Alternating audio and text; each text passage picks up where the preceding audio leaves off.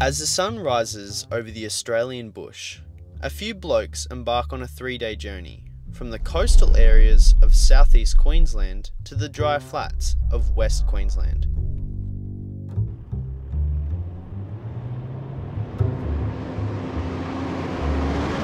We start our journey in a little town called Ulaba. Our goal is to not only explore what Australia's harsh outback has to offer, but also to hopefully collect a few species of fish in which we can keep in our aquariums at home. What species could we find out here that we could take home? Might be lucky enough to find Murray rainbows and maybe hurdles catfish, maybe some other little glass fish. We really don't know. Some gudgeons, you don't really know. Just put a trap in, see what's around. Might not catch anything at all. You could catch some yabbies or freshwater crabs. It's all about the adventure. I mean, yeah. It's like normal fishing. You just never know what you'll find. You might see heaps of different animals. You might see snakes and geckos and, other birds, all sorts of weird stuff. Among all the necessities we had out there, fuel was by far the most important, and at times, very few and far between.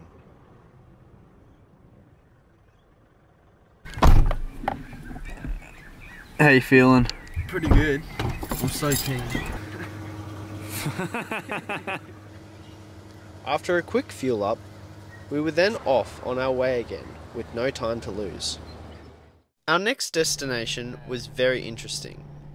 A place where small pockets of water called nummerholes quenched thirst for animals and humans not even 200 years ago. I've never seen these things dry yet. But it's just like a native spring. So it's pretty cool, yeah. And it just comes up and it's always kind of full. Yep, underground water. So this is how you could have tribes survive out here. Yeah. They probably got these dotted all over the area where they can go to and collect water. You come here at night, it's full of frogs and that. And during the day you get little finches and things like that come here and land and drink. I normally grab a branch, a couple of branches. Because I've come here before and there's been finches drowned in it because they've got no way of getting out. So you put a couple of little sticks in there for them like that. It gives them a chance to climb out if they get stuck in there. Oh yeah. So interesting, hey? You just wonder how they used to get water and it's just like always there. Yeah, it's always there. We'll come back at night and check it out, see what sort of animals are hanging around it. The outback may not seem like a place where aquatic life would usually be, but you never know what you might find. So we decided to try our luck in a local waterhole. So which traps do you reckon? I'm going to put one of each just to see what happens. So this is one of the only places we can use opera house traps? Yeah, west of the Great Dividing Range. Yeah. And what's the benefit of an opera house trap rather than Oh, it's probably better for yabbies. Yeah. It's got a good sort of shape for them to climb into. Mm-hmm. Where the fish traps are probably a bit steeper. So I'll chuck one fish trap out and one yabby trap and see how we go.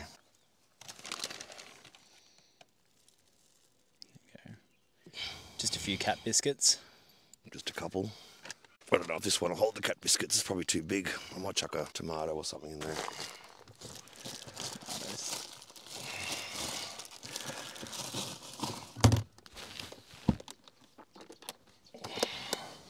These flies are relentless. Bro, I know. it's trying to go in my ear. Yeah. I ain't letting any of my swag. Yeah. You gonna cut her up or are you just gonna stab it? Stanley knife. Cut it up with Stanley knife. I mean, when you look at this environment, this is probably the nicest thing they've had all season. Yeah. Tomato. Dry and that. I never would have thought that you'd use tomato, hey? Well, my sister uses rock melon. Others use soap. Soap? Yep. Because the oils in the soap release and the animals like the smell of it. Alrighty. What do you reckon? Looks too shallow over there. Maybe try the front of this pump house or something. Yeah. I'll just chuck it off here somewhere. It looks deeper.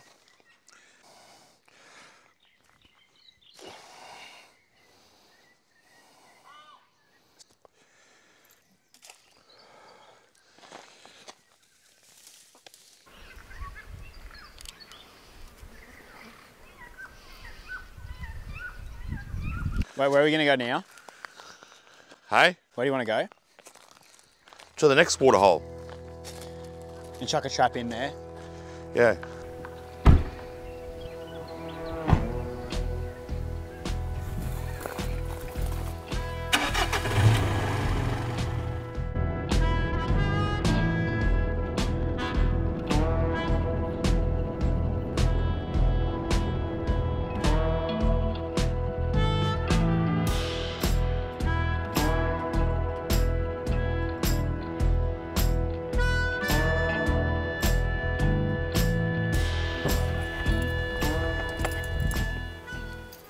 It's not very deep. There's nothing's going in that. That's better. What do you reckon, Jace? Yeah, I should do. Just try and see if you can get it upright, but as long as the hole's underwater, that's the main The problem thing. is that tomato's floating. Huh? The tomato floats. That's alright.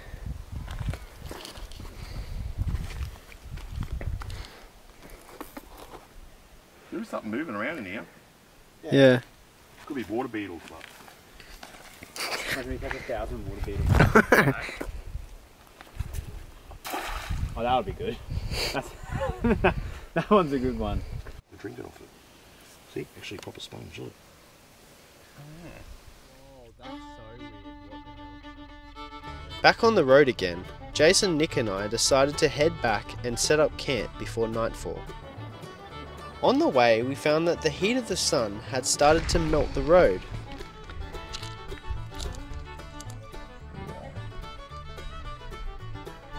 Cook an egg on it. Dry sausages. So hot. Everything's just melting.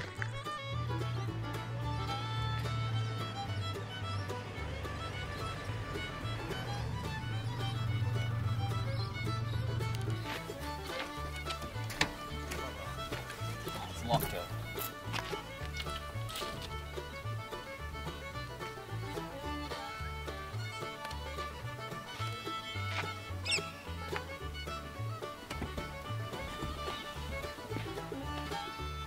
Each of us had very different tents. Mine was definitely the most impractical one out of all of them. The tent itself, when fully packed up, took up as much space as a large suitcase did. So for everyone at home, we're obviously really far out, and getting a lot of these things home isn't going to be easy. But Especially with the heat through the day. yeah, you've got the right setup here to do it. Yeah. So you want to explain how you've kind of set up this car for getting fish home? Well, I got buckets in the back, and they got USB aerators. I tie them to the roof. With straps, and I put the USB aerators in the lithium battery. I've got water here, so if I need to do water changes on that, I've got a 40-litre tank. I've got what do you call prime in there, so I can dechlorinate water if I need to. I can fill this up wherever I go, any service station or whatever. I've got hoses there to fill it all up and that. So I've always got water. Yeah, so I basically just put them in there, aerate it, and they usually do pretty well. And there's also solar panels which Solar run all panel, of yeah, it. which charges it all. I've got a fridge here. Yeah. So sometimes if it's really hot, I put bottles of water in there, and if I need to cool them down, I can put bottles of cold water in there as well with them. And the thing I find cool about this setup is that it also charges all of the camera gear for Yeah. when we go out. Yeah. So like we don't... I've got a little box on the side there. It's just mounted in there. It's got all the camera chargers in it. It keeps them all tidy. Just a cheap, easy setup. Yeah. And then we use this as a table as well and a cooking bench. We serve all our lunches and everything on there. Got an aluminium spot there to put the little stove on. It definitely makes So it's all going out... self-contained. It definitely makes going out on these trips a lot easier having this car. So I'm really grateful that you do. Yeah. Oh, you want to see this too?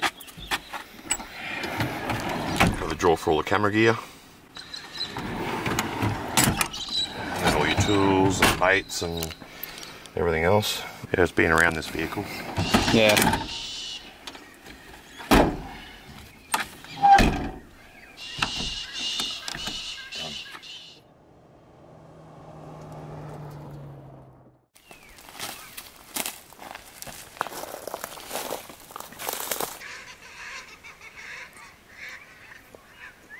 I'm going to leave it in here overnight. Yeah. No. It might take a little bit for that tomato to go a bit rotten. Anything? No. Nothing. What the heck? bit lifeless. The first location was lifeless, so with slightly dashed hopes, we drove to the second location.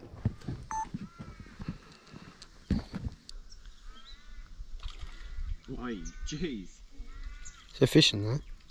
Oh yeah, huge. There ate one. There's a huge. Is that blue? Yeah, it's not blue, but it's fitting that way. Damn. Jeez. Yeah. And look, the tomatoes all gone. Come have a look. Definitely unexpected, but nonetheless reinvigorating. Look at that. Are they blue? Nah, they're all like that grey. What colour are they? We'll keep all them. They're like white. Sick. All cool in a fish tank though. Yeah. And as the heat of the day turned into a cool night, we drove back to the number holes to encounter some of the nightlife there.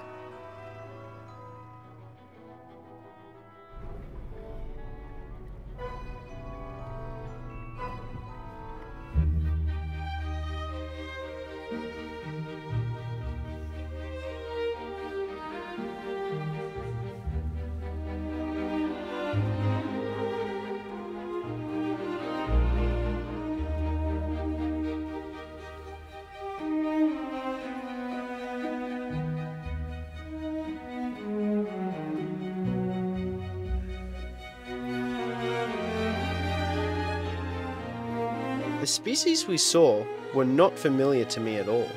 Even the cockroaches were different. It's literally another world out here. As you might know, it's just simply not camping without a fire at night. In minutes, Jason and Nick had a fire burning big. It's like primitive. Yeah, you look like Back to the Stone Age. And satisfied with the first day on our trip, we could now rest under a starlit sky and a warm bonfire before heading off to bed. Do it all at once, and you won't appreciate it. It's true. Isn't that what the sign says? Yeah, go right to the Outback.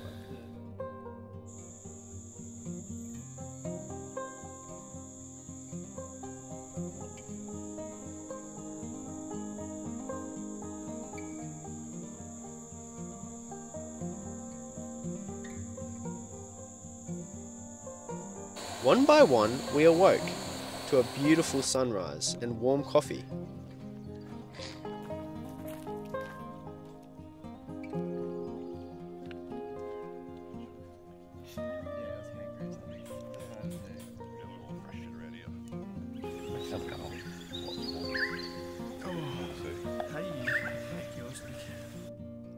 The morning bird life here at this particular campground was crazy. There were so many different types.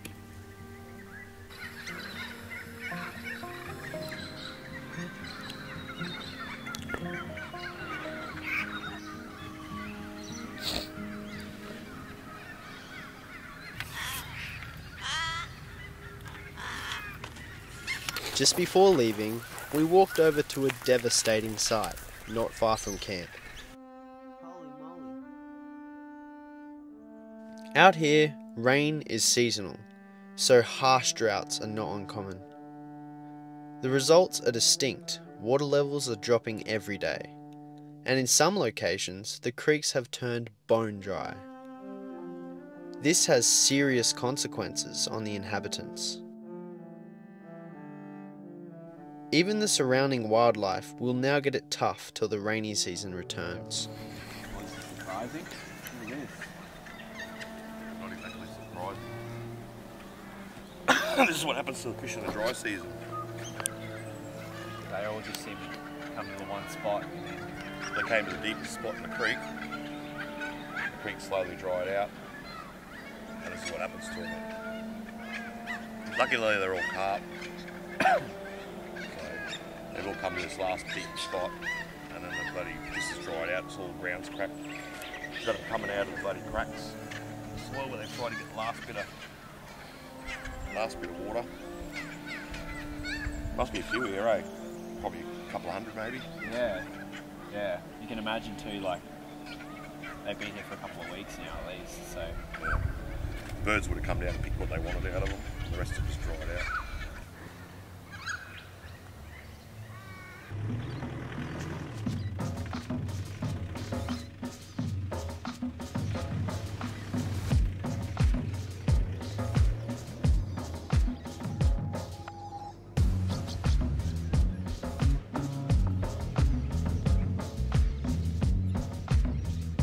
Packed and burning to drive, we left the campsite and headed for Mitchell.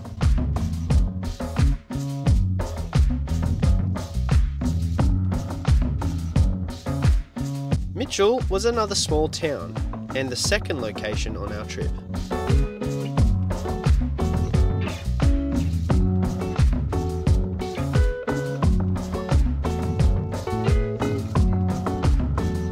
Unfortunately, we noticed the water problem only got worse as we arrived in Mitchell. But as I took a closer look, Oh, there is fish in here.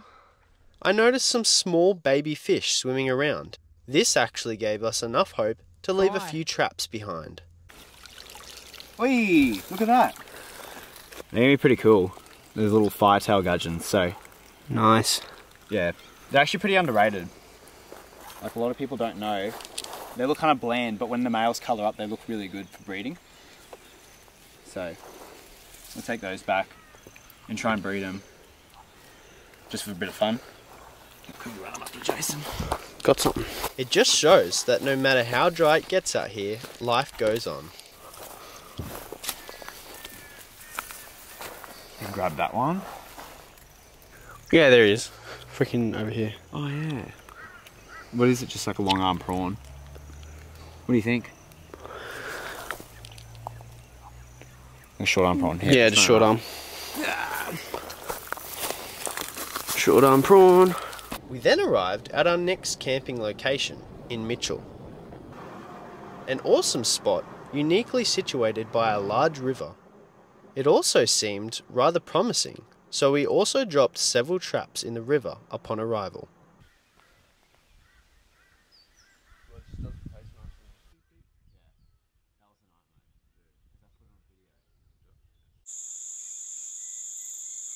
As day 2 came to an end, another starlit sky joined us.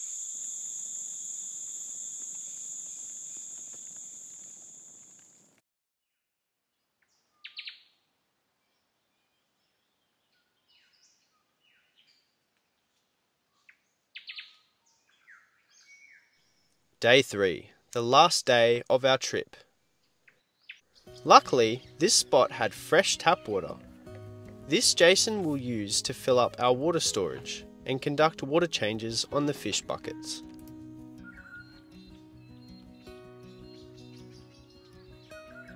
Meanwhile, Nick films Australia's most iconic animal, the kangaroo, and their amazing jumping abilities.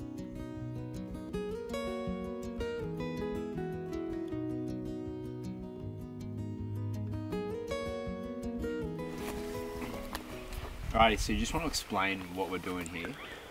Well, we've had these fish in the bucket overnight. These 2 fish here we got yesterday. And they fouled up the water already, so we purged them out. Now I've just gone and got fresh water, dechlorinated it, put some salt in there, and we'll transfer them over. But what I'll do is I'll do the abbies first, because we've already got that bucket of water half filled. So we're basically just letting them purge out, because you can see how dirty. See how the dirty the water gets overnight. Yeah, it does get really it's dirty. Like all brown now. Yeah, that was clear water yesterday, and now we can put clean water in this bucket. We'll transfer them over, and then I'll put the aerator back on and put them in the vehicle, and they should be right for the next day or so. And the next meal will be at the fish room. Yep. See, they're all still pretty cool. Oy. All the yabbies. I can't wait to set a tank up with them. Now we're going to go back to Lake Broadwater and try and do the Condamine River, and maybe stop at a couple of creeks along the way. Yeah. Maybe even some dry creeks to get some footage of what the dry creeks look like, the structure and that. Condamine River, we might find Murray River rainbows, right? Maybe. Maybe, if we're lucky, but we'll see. Here we see again the use of Jason's USB air pump, oxygenating the water. Before leaving, we run down and check the traps in the big river. First trap, nothing. And no bait. Interesting. Yeah. Someone must have eaten it all. Maybe. It's in the next trap. Yeah, hopefully. I'll chuck this one up. I wonder if it's small fish going through the net. Could be too. The sausages would have come a part of it. Yeah. Or like the shrimp ate it all or something. Oi! Fish? Oh, looks like No, fish in there. Aquarium. Like the little shrimp. That's pretty cool. Here.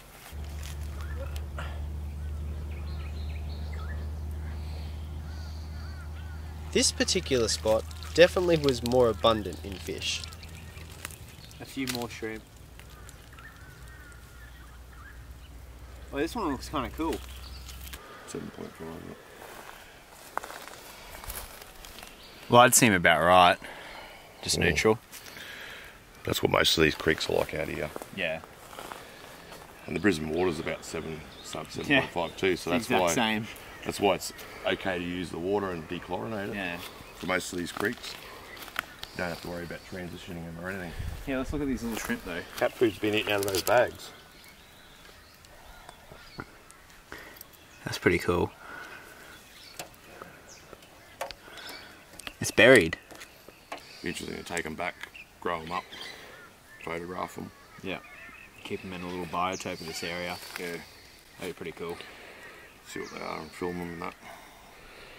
Kind of disappointed we didn't get any rainbows, but it's hard with all these pools when they're dried out. Because like There might not be. Oh, you never know. There could be some in here, but they've probably been fished out by the birds. yeah, but being that they're all going shallow on that. But at least we got a little bit of variety. We got the western carp gudgeons. We got the Shrimp, bony, yabbies. bony brim. Yeah, bony brim.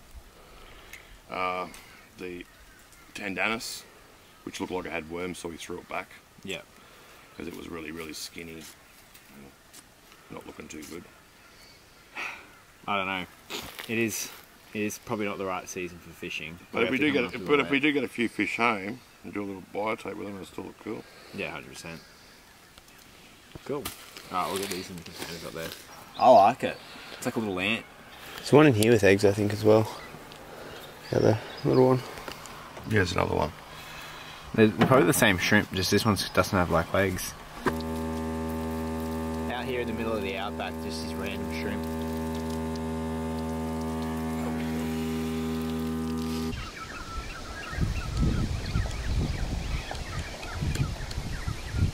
On our way out, we encountered a wild echidna, most likely on his way to the river for a drink.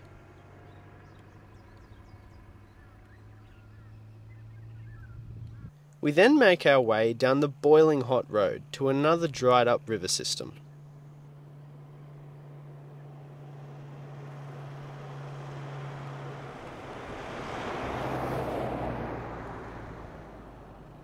Water snails here. One of them stuck up on the branch. Oh yeah? Is that a little snail? Passed away, but... Yeah. You imagine those. Yeah. Get a close up look at it. So they'd be in here when it's not dry. Yep. Must be weird for you seeing all these creeks like this. Yeah, because last time I come through, they were all full of water. And now you're just left with the bones. Yep. Want to go through? Go through and have a look at the structure of the creek. Cool. Yeah, it is like a full just creek bed. Dry creek bed with leaf litter in it. Wow. Just a few yabby holes.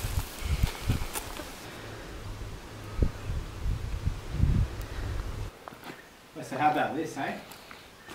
Yeah, not bad. It's completely dried out. You got the structure of the creek. So it could just fill up after the rain, but since it hasn't been a rain for a while, it's completely drained. Really dried out. It looks like, remember when we went to Ceres Creek? Yeah. It looks like if you drain Ceres Creek. Yeah, we started. Except here we don't have to salt. Pretty cool. Mm. Things like this just go to show you, hey, it's like the delicate balance between life and death out here. It's like during the rain, there's just so much life. This would all be green, flowing, full of fish, crays, everything. And right now, it's basically just the desert. So great for finding driftwood, though.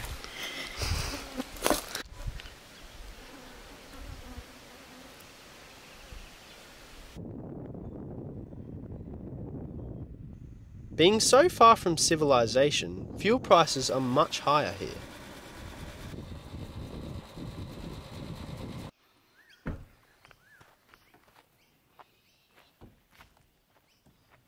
Finally, at the end of day 3, we arrive at Lake Broadwater. Instantly relieved just to be walking around, as most of our day was spent driving between different locations. It seems the closer we get to the coast, the more wildlife there is. This particular camp spot had many different animals, from families of kangaroos to different types of rare reptiles.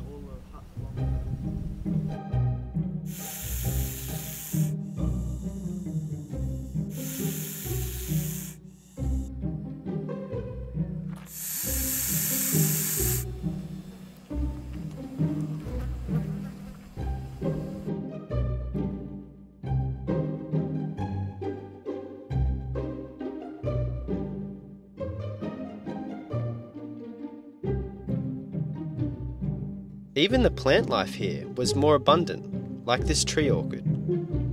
The Outback, in conclusion, was a rough balance between life and death, or rather, rain and drought.